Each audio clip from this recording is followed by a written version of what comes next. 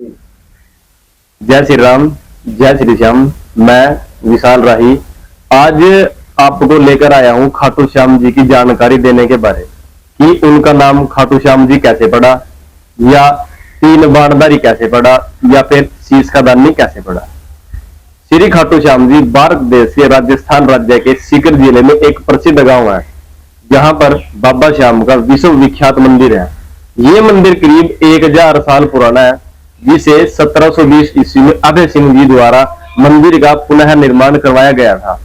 इस मंदिर में भीम के पुत्र और घटोत्कच के तीनों पुत्रों में से ज्येष्ठ पुत्र बरबरी के सिर की पूजा होती है, जबकि बरबरी के शरीर की पूजा हरियाणा के हिसार जिले के एक छोटे से गांव शाहड़वा में होती है। हिंदू धर्म के अनुसार खाटू श्याम जी ने द्वापर युग में श्री कृष्ण से वरदान प्राप्त किया था कि वे कलयुग में उनके नाम से पूजे जाएंगे। श्री कृष्ण बरबरी के महान बलिदान से काफी प्रसन्न हुए और वरदान दिया कि जैसे जैसे कलयुग का अवतरण होगा तुम श्याम के नाम से पूजे जाओगे। श्री श्याम बाबा की अपूर्व कहानी मध्यकालीन महाभारत से आरंभ होती है। वे पहले बरबरी के नाम से जाने जाते थे। वे अति बलशाली गदाधारी भीम और माता अहिल्यावती के पुत्र हैं। बाल्यकाल से ही वे बहुत वीर और महान योद्धा थे। उन्होंने युद्ध कला अपनी मां तथा श्री कृष्ण से सीखी। महादेव की घोर तपस्या करके उन्हें प्रसन्न किया और 3 अमोघ बाण प्राप्त किए। इस प्रकार 3 बाणधारी के नाम से प्रसिद्ध नाम प्राप्त किया।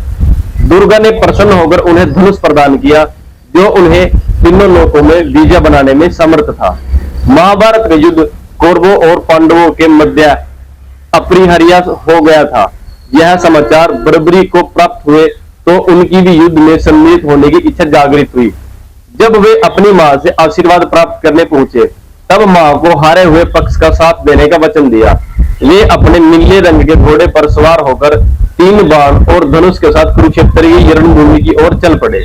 सर्वव्यापी श्री कृष्ण ने ब्राह्मण वेश धारण कर बरबरी का भेद जानने के लिए उन्हें रोका और उनकी बातों को सुनकर उनकी हंसी उड़ाई कि वह मात्र 3 बाण से युद्ध में सम्मिलित होने आए हैं। ऐसा सुनकर बरबरीक ने उत्तर दिया कि मात्र 1 बाण शत्रु सेना को परास्त करने के लिए पर्याप्त है और ऐसा करने के बाद वापस सुनीर में ही आएगा। यदि तीनों बाणों को प्रयोग में लिया गया तो पूरे ब्रह्मांड का विनाश हो जाएगा।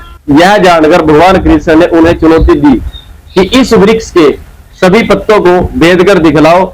वे दोनों पिपल के वृक्ष के नीचे खड़े थे।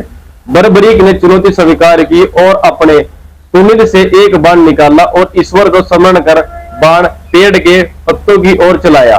बाण ने क्षण भर में पेड़ के सभी पत्तों को भेद दिया और श्री कृष्ण के पैर के इर्द गिर्द चक्कर लगाने लगे, क्योंकि एक पत्ता उन्होंने अपने पैर के नीचे छिपा लिया था। बरबरीक ने कहा कि आप अपने पैर को हटा लीजिए, अन्यथा ये बाण आपके पैर को भी भेद देगा। तत्पश्चात श्री कृष्ण ने बालक बरबरीक से पूछा कि वह युद्ध में किस ओर से सम्मिलित होगा। बरबरीक ने अपनी मां को दिए वचन को दोहराया और कहा, युद्ध में जो पक्ष निर्बल होगा वह उनकी तरफ से लड़ेंगे। श्री कृष्ण जानते थे कि युद्ध में हार तो कौरवों की निश्चित है और इस कारण अगर बरबरीक ने उनका साथ दिया तो परिणाम गलत पक्ष में चला जाएगा। अतः ब्राह्मण रूपी श्री कृष्ण ने वीर बरबरीक से दान की अभिलाषा व्यक्त की। बरबरीक ने उन्हें वचन दिया और दान मांगने को कहा। ब्राह्मण ने उनसे शीश का दान मांगा। वीर बरबरीक क्षण भर के लिए अचंभित हुए, परंतु अपने वचन पर अडिग रहे। वीर बरबरीक बोले, एक साधारण ब्राह्मण इस तरह का दान नहीं मांग सकता। अतः ब्राह्मण से अपने वास्तविक रूप से अवगत कराने की प्रार्थना की। ब्राह्मण रूपी श्री कृष्ण अपने वास्तविक रूप में आ गए। श्री कृष्ण ने बरबरीक को शीश का दान मांगने का कारण समझाया कि युद्ध आरंभ होने से पूर्व युद्ध भूमि पूजन के लिए तीनों लोकों में सर्वश्रेष्ठ क्षत्रिय के शीश की आहुति देनी होती है, इसलिए ऐसा करने के लिए वे विवश थे। बरबरीक ने उनसे प्रार्थना की कि वे अंत तक युद्ध देखना चाहते हैं। श्री कृष्ण ने उनकी यह प्रार्थना स्वीकार कर ली। श्री कृष्ण इस बलिदान से प्रसन्न होकर बरबरीक को युद्ध में सर्वश्रेष्ठ वीर की उपाधि से अलंकृत किया। उनके शीश को युद्ध भूमि के समीप ही एक पहाड़ी पर सुशोभित किया गया, जहां से बरबरीक संपूर्ण युद्ध का जायजा ले सकते थे। फाल्गुन मास की द्वादशी को उन्होंने अपना शीश का दान दिया था। इस प्रकार वे शीश के दानी कहलाए। महाभारत युद्ध की समाप्ति पर पांडवों में ही आपसी विवाद होने लगा कि युद्ध में विजय का श्रेय किसको जाता है। श्री कृष्ण ने उनसे कहा, बर्बरीक का शीश संपूर्ण युद्ध का साक्षी है, अतः उससे बेहतर निर्णायक भला कौन हो सकता है। सभी इस बात से सहमत हो गए और पहाड़ी की ओर चल पड़े। वहां पहुंचकर बर्बरीक के शीश ने उत्तर दिया कि श्री कृष्ण ही युद्ध में विजय प्राप्त कराने में सबसे महान पात्र है।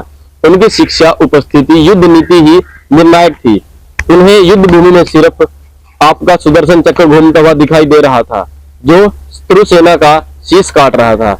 महाकाली कृष्ण के आदेश पर शत्रु सेना के रक्त से भरे प्यालों का सेवन कर रही थी। श्री कृष्ण वीर बर्बरीक के महान बलिदान से काफी प्रसन्न हुए और वरदान दिया कि कलयुग में तुम श्याम नाम से जाने जाओगे, क्योंकि उस युग में हारे हुए का साथ देने वाले का नाम ही श्याम नाम धारण करने में समर्थ है। उनका शीश खाटू नगर वर्तमान राजस्थान राज्य के सीकर जिला में रखा गया, इसलिए उन्हें खाटू श्याम बाबा कहा जाता है। यह दावा किया जाता है कि एक गाय उस स्थान पर आकर रोज अपने स्तनों से दुग्ध की धारा स्वतः ही बहा रही थी। बाद में खुदाई के बाद वह शीश प्रकट हुआ, जिससे कुछ दिनों के लिए एक ब्राह्मण को सुपुर्द कर दिया गया।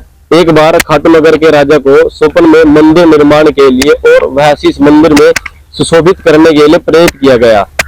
तत्पश्चात उस स्थान पर मंदिर का निर्माण कराया गया और कार्तिक माह की एकादशी को शीश मंदिर में सुशोभित किया गया, जिसके रूप में बताया गया है कि मूल मंदिर 1027 ईस्वी में रूप सिंह चौहान और उनकी पत्नी नर्मदा कंवर द्वारा बनाया गया था। मारवाड़ के शासन ठाकुर के दीवान अभय सिंह ने ठाकुर के निर्देश पर मंदिर का जीर्णोद्धार कराया गया। मंदिर के इस समय अपने वर्तमान आकार ले लिया और मूर्ति गर्भगृह में प्रस्थापित की गई। मूर्ति दुर्लभ पत्थर से बनी हुई है।